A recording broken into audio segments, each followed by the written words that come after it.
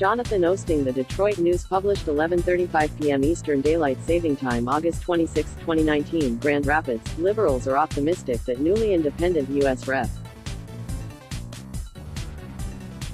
Justin Amash will do in 2020 what no other candidate has done in more than 4 decades: help Democrats win a Grand Rapids-based seat in Congress.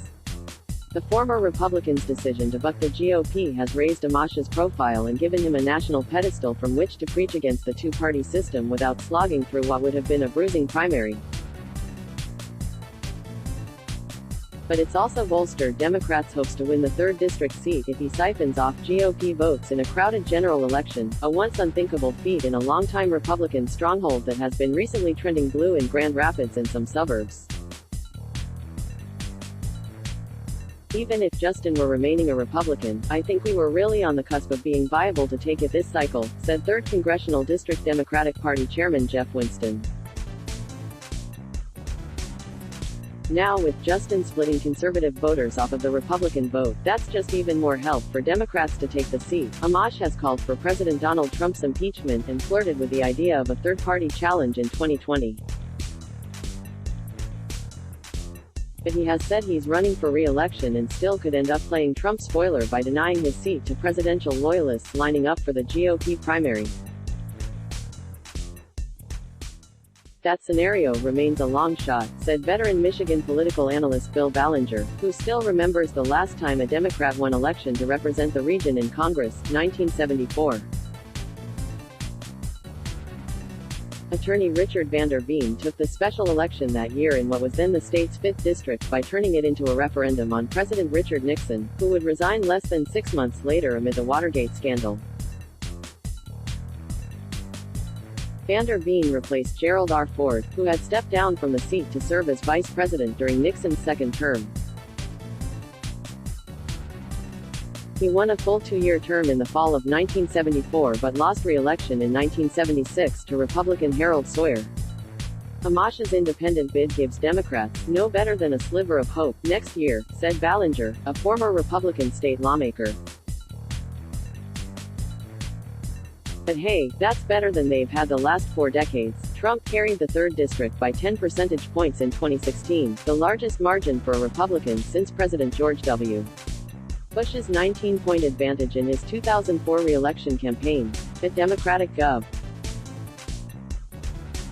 Gretchen Whitmer only lost the district by 1,200 votes in 2018, according to Winston, who said the party is making strides in populated suburban areas such as Rockford and Kentwood, not just the increasingly liberal epicenter of Grand Rapids.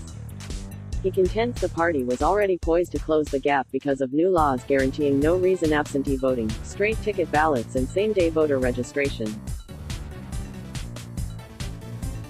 I don't want to talk too much about how Amash could potentially help us because I don't want him to back out of that deal, Winston said with a laugh. But even if he does, it's ready for Democrats to take over. A new path. Amash used a recent swing through his district to walk constituents through his new independent perspective and bash the two-party system he argued is responsible for much of the dysfunction seen in Washington, D.C. People don't care or listen to each other anymore, the congressman said during an August 21 stop at Rising Grinds Cafe in Grand Rapids. They take sides, and they want to hold to that position regardless of what common sense or logic tells them. Nobody cares about facts anymore in the political discussion in Washington, D.C., and we really need to change that. So that's what I'm trying to do, and I'm trying to set an example for people. GOP protesters bashed the Cascade Township congressman at a Squash Amash rally in June. But he drew large and curious crowds in Grand Rapids this month as he described his newfound mission to challenge the status quo as a political independent and show that another path is possible. I hope he's right, said Rob Sly of Grand Rapids, a 65-year-old business consultant who typically votes Republican. I hope he can get others in Congress to join him and that it breaks the logjam in some way.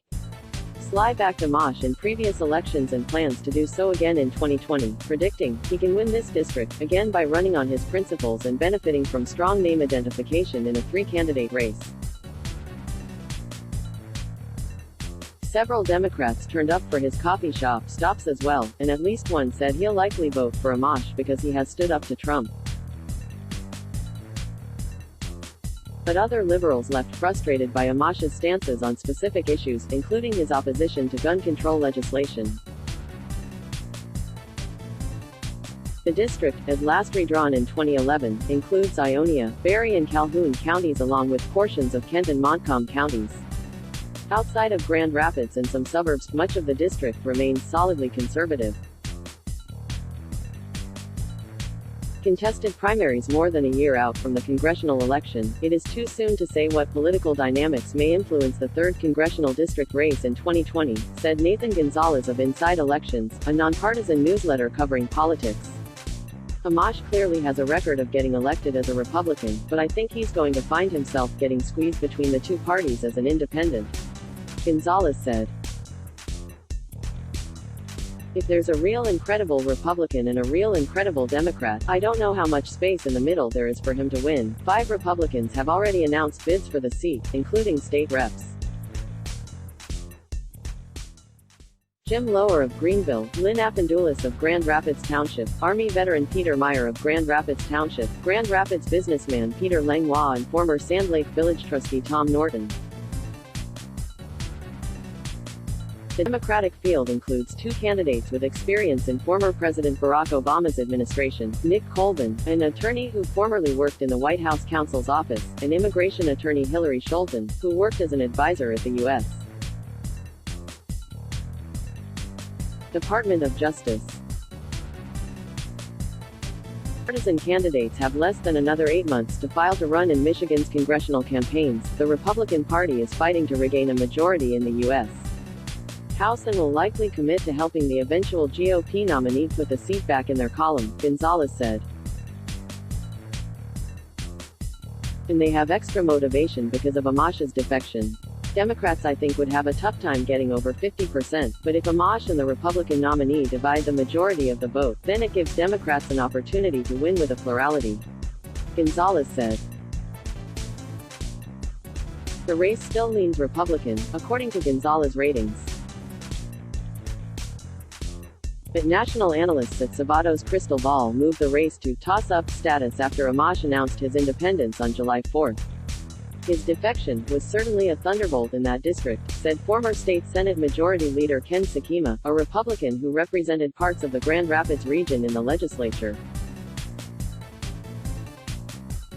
But once the dust settles, he predicted Amash will have little impact on the 2020 election because many of his fans will end up voting for the GOP nominee. As you get closer and closer to November, clearly the message is going to get out there that a vote for Amash is basically a vote for the Democrat, Sakima said. I think everybody will know that. Trump drew more than 10,000 fans to Grand Rapids in March for a raucous re-election campaign, and many of the Republicans now challenging Amash are touting their support for the president. The event drew supporters from across the state and region and did not necessarily reflect the mood of voters in Grand Rapids, Winston said. Kent County is not Trump country, he said. Being the international home of the Christian Reformed Church that brings in more refugees from war-torn countries across the world, we're the pinnacle of West Michigan nice. His vitriolic message of hate and division doesn't really play as much with even the Republicans over here. Oosting at DetroitNews.com. Let's block ads. Why?